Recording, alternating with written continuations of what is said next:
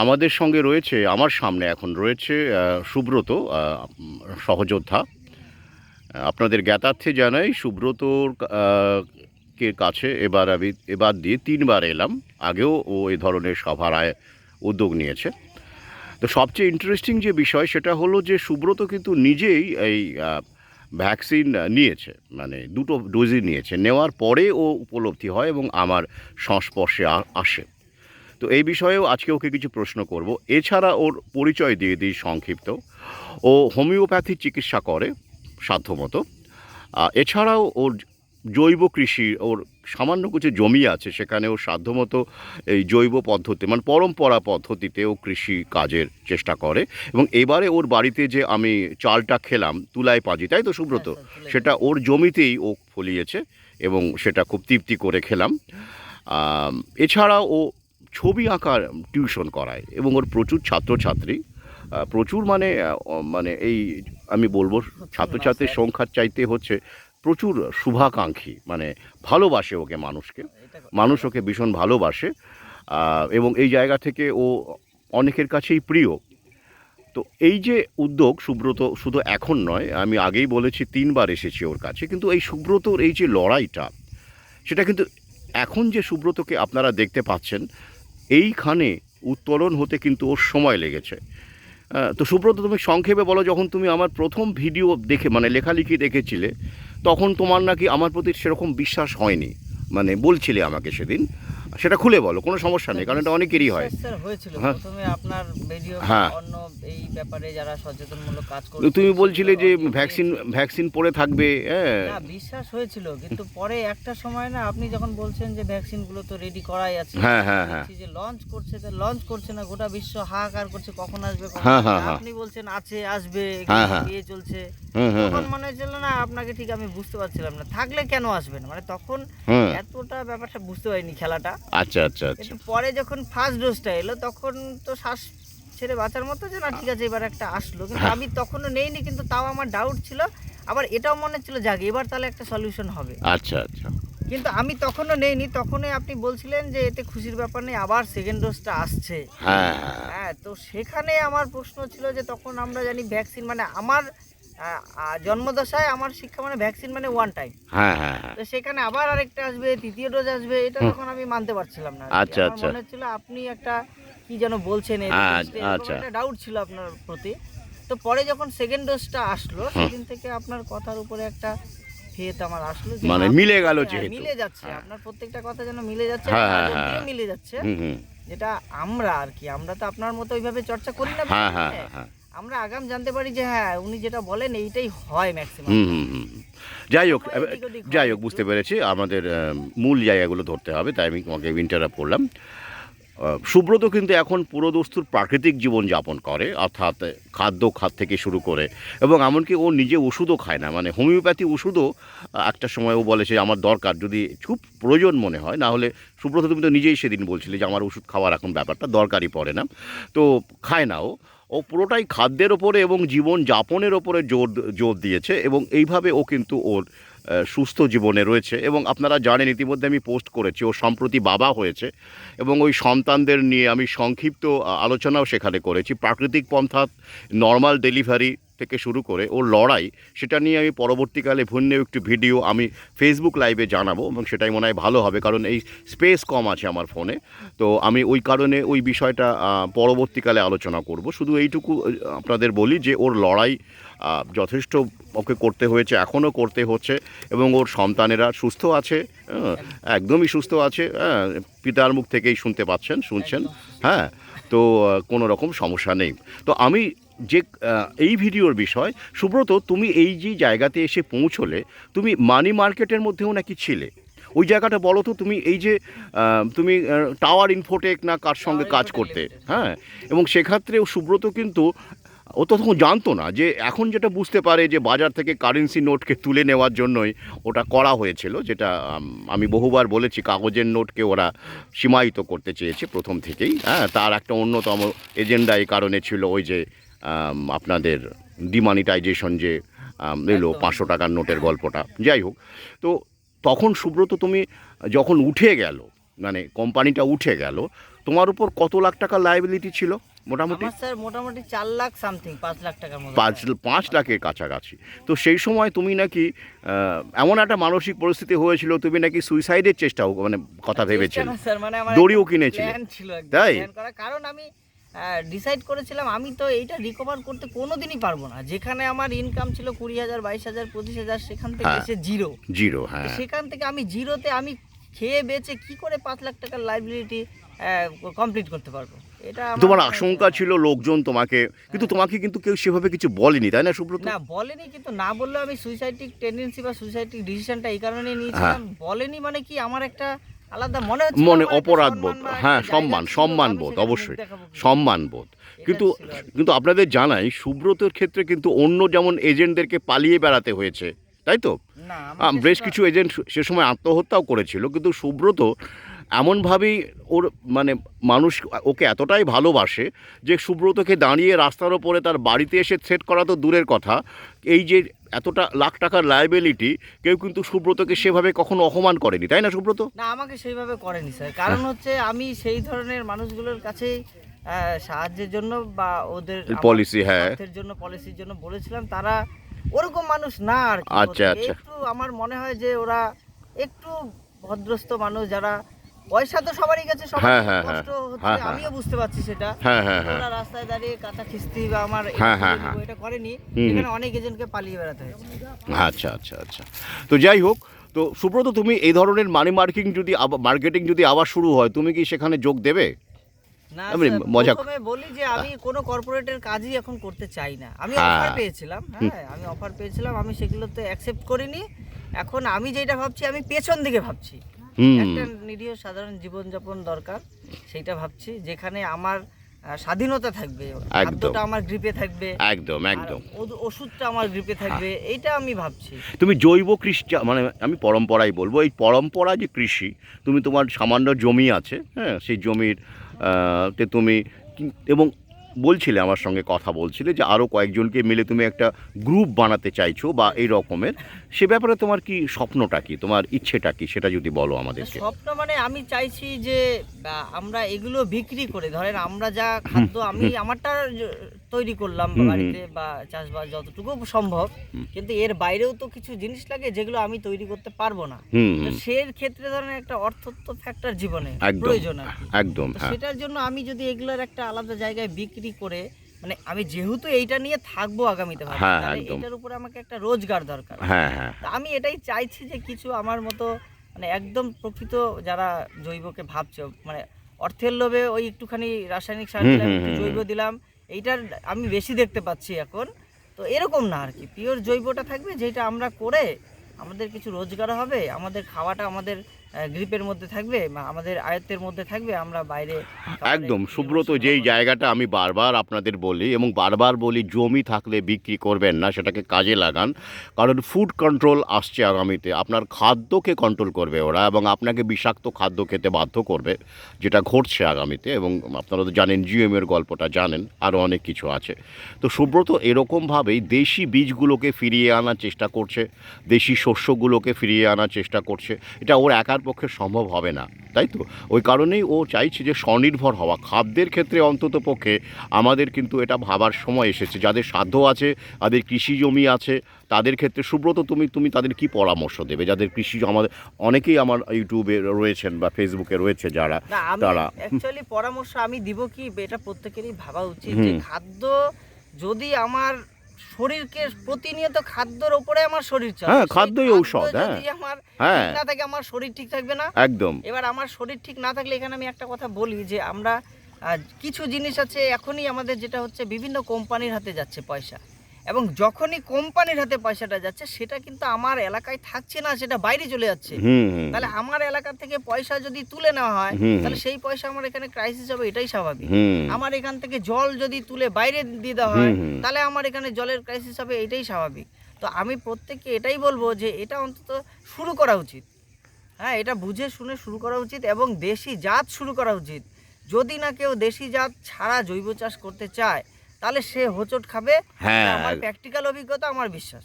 একদম। আমি একটু জৈব সার দিব, আবার আমি হাইব্রিড একটা বীজ লাগাবো, মানে হাইব্রিড বলতে আমি অন্য বীজের কথা বলছি। হুম। হাইব্রিড বলতে উচ্চ ফলনশীল যে দেশি বীজ আছে উচ্চ ফলনশীল সেটার কথা বলছি না, আচ্ছা, কোম্পানির তৈরি করা যে হাইব্রিড হ্যাঁ বীজ একদম, হ্যাঁ সেই ওই ভাবে- মনসান্ত টাইপের যারা রয়েছে, হ্যাঁ মনসান্টা টাইপের যে কোম্পানি আছে হ্যাঁ। তাদের যারা রয়েছে হ্যাঁ, হ্যাঁ। সেগুলোতে পা দিলে কিন্তু মুশকিল। হ্যাঁ সেটা কিন্তু জৈবতে সে সাকসেস পাবে না, পাবে না, হ্যাঁ অযথায় সে তখন বলবে জৈব চাষ ওগুলো দিয়ে হয় না। হয় না এই একদম, কথাটাই বলবো। হ্যাঁ অর্থাৎ পুরো পরম্পরায় বলতে গেলে আমাদের মানে দেশীয় প্রত্যেক জাতের দেশি বীজ জাতের যেগুলো, বীজ চাষ সেইটা করতে দরকার। হবে, তবেই সম্ভব এবং হয়। সেটা অনেক কিছুই ওরা হারিয়ে হারিয়ে ফেলেছে, ফেলেছে, নিয়ে নিয়েছে, মানুষ রাখেনি, হুম, হুম, অলস হুম। হয়ে গেছে, মানুষ ওদের ওই ট্র্যাপ ফাঁদ বুঝতে পারছে না। তা আমার মনে হয় এটা মানুষকে আমি বলবো যে এটা বুঝে কাজ চাষবাসটা একটু করা। সুব্রতের যে লড়াইটা, বিশেষ করে এটা তো একটা পথ এবং উত্তরণ, ও সেই উত্তরণের ক্ষেত্রে কিন্তু একটা আমাদের প্রত্যেকেরই দেখবেন একটা ইতিহাস আছে। আমরা কিন্তু সবাই ঠিক এই জায়গাতে একবারে এসে পৌঁছইনি। বিশেষ করে লকডাউনের কথাগুলো যখন বলছিল, যেটা জানি না আপনাদেরও অনেকে হয়তো সেরকম অভিজ্ঞতা অনেকেরই হয়নি এবং সেটা স্বাভাবিক। সুব্রত, তুমি সেই সময় কিভাবে মানে চলছিলে? তুমি লকডাউনের ওইটা সময় স্যার ওই যে আমার জীবনে একটা চরম শিক্ষা, লকডাউন। আমার হাতে 1700 টাকা ছিল। হ্যাঁ তা আমি ভাবলাম যে এটা ঠিক হয়ে যাবে, কয়দিন পরে ঠিক হয়ে যাবে, হুম। টিউশন বন্ধ। তখন তো আমি ভয় পেয়েছিলাম, টিউশন সত্যি বন্ধ, কথা হ্যাঁ, যেটা। হ্যাঁ। তখন আমি এগুলো বুঝিনি, এগুলো খেলা, এগুলো চাপ। হুম তো যাই হোক সেই সময় মানে আমার সমস্ত টিউশন বন্ধ, ইনকাম জিরো, হুম কিছু পড়ে থাকে বাকি হ্যাঁ, যেগুলো হ্যাঁ। পেন্ডিং থাকে টিউশনের বেতন, সেগুলো চেয়ে চেয়ে ওঠানোর পরে চলছে। লাস্টে আমার হাতে 1300 টাকা ছিল, এবার আমি চলবো কি করে? হ্যাঁ সেই সময় আমার মনে আছে আমি নতুন বিয়ে করেছি, মানে আমার বউ তখন প্রথম আমার সাথে থাকে আর কি। ভাবো, বিয়ের 1 বছর বা হ্যাঁ হ্যাঁ 1.5 বছর এরকম পরে ও আমার সাথে থাকে। ও বিয়ের পরে ও পড়াশোনার সূত্রে ওর বাড়িতেই থাকতো। হ্যাঁ হ্যাঁ সেই সময় আমি আমার গ্রামে যেতাম, মানে হুম। আমি শহরে ভাড়া থাকি টিউশনের হুম জন্য, হুম গ্রামে যেতাম। সেখান থেকে কারো হয়তো লাউ গাছ আছে, হুম হুম হুম এবার গ্রামের যাদের আছে তার তো সমস্যা নেই, যেহেতু বাড়ির কাছে ওর হ্যাঁ, সমস্যা হ্যাঁ। নেই। তো আমি ওখান থেকে লাউ পাতা আনতাম, হ্যাঁ কারণ সেইবারও আমার ঘরে জৈব চাল ছিল, মানে জৈব উৎপাদিত ধান থেকে তৈরি করা বাহ, চাল ছিল। হ্যাঁ চাল ছিল। আমার ঘরে কিছু সরিষা ছিল, আচ্ছা কিছু মুসুর ডাল ছিল, আচ্ছা, আলু ছিল, আমি আলু। বেঁচে গেছি। আচ্ছা, আর তারপরেও তুমি লাউ পাতা নিয়ে আসতে লাউ বল। পাতা নিয়ে আসতাম, ওটা বাটা করতাম। আচ্ছা আর তারপরে হচ্ছে কচু শাক, গ্রামে আমার বাড়ির হুম, হুম। পাশে পুকুরের ধারে কচু শাক, সেই কচু শাক এগুলো দিয়ে খুব চলতাম আর খুব কি। কষ্ট করে তোমাকে হ্যাঁ, চালাতে কষ্ট হয়েছে। করে চালাতে হচ্ছে, মানে হুম। আমি চাইতাম ওই 1300 টাকাটা যেটা আমার কাছে ছিল হ্যাঁ। ওইটা যেন না খরচা হয়ে যায়, হ্যাঁ যেন না খরচা হয়ে যায়, এইটা আচ্ছা চেষ্টা আচ্ছা করতাম। আচ্ছা। তো তারপরে আমি একটা সময় সবজির দোকান করি। হ্যাঁ হ্যাঁ হ্যাঁ, তোমার আমাকে- অনেক রকম জীবিকা তুমি আমাকে করতে করতে আর কি। হয়েছে, আমি হ্যাঁ একটা সময় সবজির দোকান করি, আমার এক বন্ধু ছিল, দুইজনে মিলে, এই অভিজ্ঞতা তো নেই। হ্যাঁ হ্যাঁ তো আমি সত্যি আমি তাদের কাছে কৃতজ্ঞ। সেই সময় আমার বিপদের সময় হুম হুম আমার কিছু গার্জেন, মানে যাকে আঁকা শেখাতাম টিউশনের হুম। গার্জেনরাই আমার কাছ থেকে জিনিস নিত। আচ্ছা আচ্ছা নিত মানে আমাকে সাহায্য সাহায্য করতো, করতো, আমি হ্যাঁ। সাহায্য পেতাম সেই আচ্ছা সময়টা। আচ্ছা আচ্ছা কারণ খাওয়ার পেট নিয়ে চিন্তা, তো আমি জানি যে মানুষের পেটের খাবার না থাকলে পরে কি হয়, হ্যাঁ এটা আমি একটা সময় জীবনে বুঝতে পেরেছি। হুম।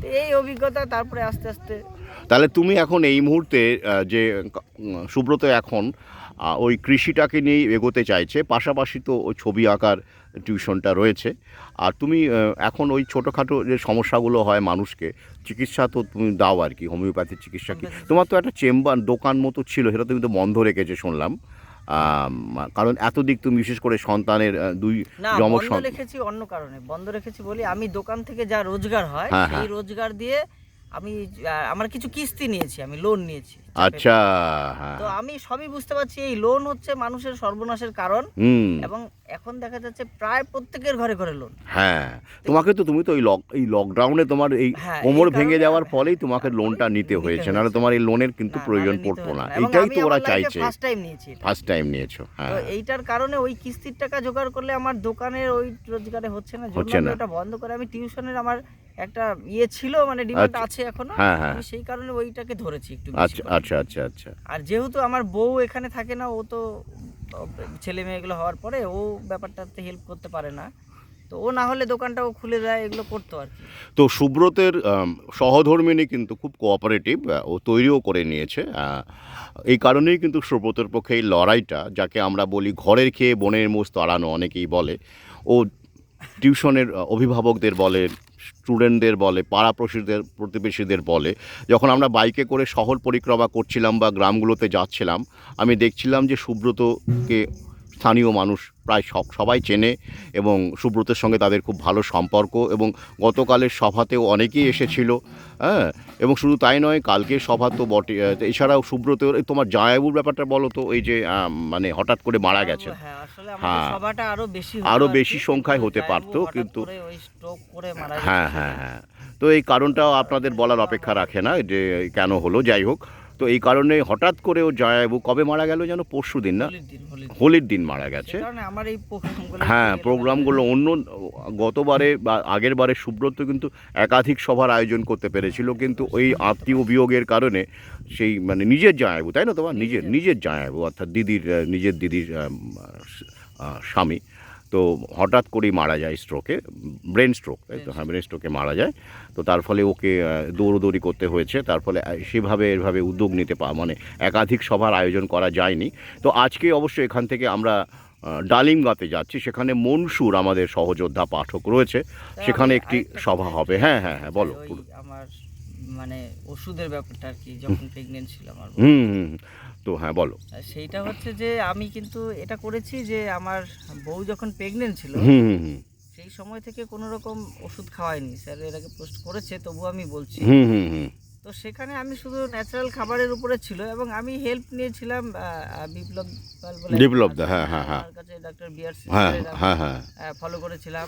এবং উনি পরে জেসমিন ম্যাম একজন আছে, ওনার একটা রেফারেন্স দিয়েছিল, আমাকে যথেষ্ট মানে আমি সবাইকে একসাথে মিলে একটা সাপোর্ট পেয়েছিলাম। একদম একদম, কারণ অনেক কিছু তো আমাদের জীবন থেকে মিসলিং হয়ে যাচ্ছে, হারিয়ে যাচ্ছে, আমরা তথ্যগুলো পাচ্ছি না যে আমার ঠাকুর মা কি করে বড় করেছিল, এগুলো তো হারিয়ে যাচ্ছে, বিশ্বাস হারিয়ে যাচ্ছে।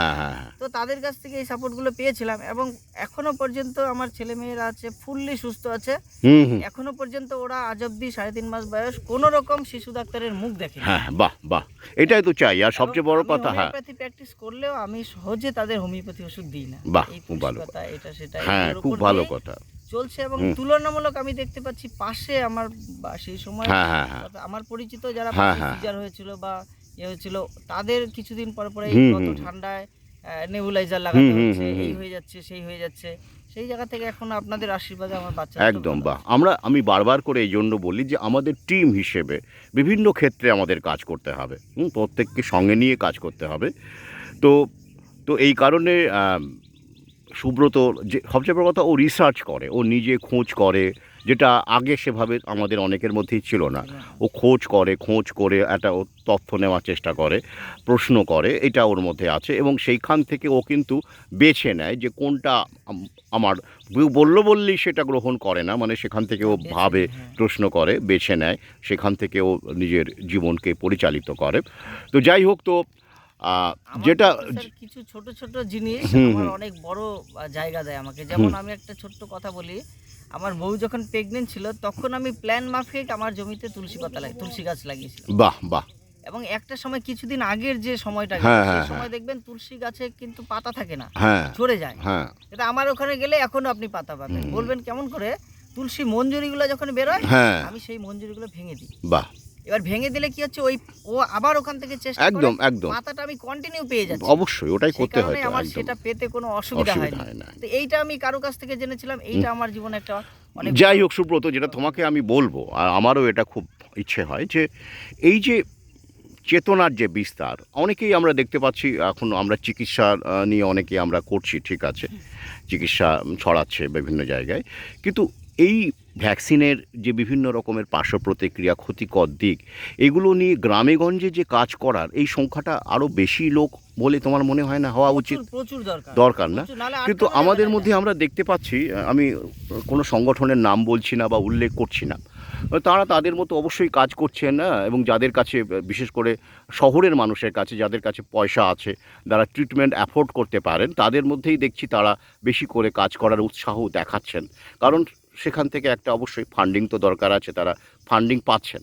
কিন্তু গ্রামেগঞ্জের মানুষ, যেখানে কাজ করতে গেলে উল্টে পকেটের পয়সা খরচ করে কাজ করতে হয়, আর সুব্রত সুব্রতের মতো আমাদের উদাহরণ আছে, করতে হয়। আমিও রয়েছি, আপনারা তো জানেন। কিন্তু প্রশ্ন হচ্ছে তাহলে যদি সবাই আমরা শহর কেন্দ্রিক চিকিৎসা পদ্ধতি নিয়েই আমরা ব্যস্ত থাকি, শুধুমাত্র শহরের মানুষ যাদের কাছে অর্থ আছে তাদেরকেই শুধু আমরা সচেতন করি, অনলাইনে তো সবাই নেই, ফেসবুকে সবাই নেই, ইউটিউবে সবাই নেই, তো তাহলে গ্রামের এই লড়াইগুলো আমার মনে হয় পিছিয়ে পড়বে। আমার বারবার করে মনে হয় গ্রামের মানুষের কাছে আমরা আরও বেশি সংখ্যায় যদি পৌঁছতে পারি এবং সুব্রতের মতো যদি আরও আমাদের সহযোদ্ধা বাড়ে, তাহলে আমাদের চেতনার বিস্তারটা অনেক বেশি হবে। তাই আমি আবেদন রাখছি, যারা আমরা সমভাবাপন্ন মানুষ, একই রকম চিন্তাভাবনা করছে, প্রকৃতির কাছে ফিরে যাওয়ার কথা বলছে, তারা আপনারা যে চিকিৎসা পদ্ধতি ছাড়াও, সেটা অবশ্যই ট্রিটমেন্ট সেখান থেকে মানুষের ভালো করা জরুরি, কিন্তু পাশাপাশি সেখান থেকে যদি আমরা এটাও ভাবতে পারি কিছু ব্রাঞ্চের মাধ্যমে, আরও কিছু সংগঠকের মাধ্যমে যদি গ্রামেগঞ্জেও আমরা এই লড়াইটা ছড়িয়ে দিতে পারি, অন্তত আগামীতে যে ভ্যাকসিনগুলো আসছে